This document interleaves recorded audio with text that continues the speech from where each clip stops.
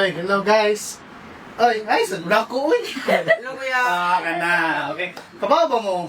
Nangyari lang gid ko no. Kay para ipabot na ko ninyo. Si Governor Pam, daghan na gani siya nabuhat no sa atong Sugbo. Di lang kamo storya. Natapod sila padunggon nga. Kung saan pinaagi siya nabuhat, pinaagi sa kanta. Sige kuya, padunggan kuya. Dire. Sound check.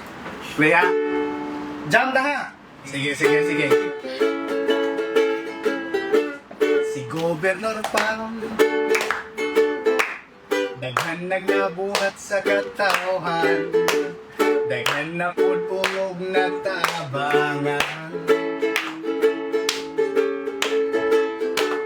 Iyang batasan, matinabangon ilidawan, dali ra pud siyang maduulan. Ang taga-Subo sa sinimo, Governor Pam, kung unsa ka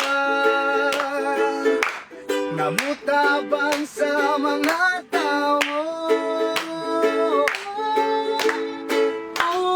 Governor Pam, amo kang pasalamatan. Ang dalapanan, gobernadora nga dali duulan. Governor Pam, amo kang pasalamatan.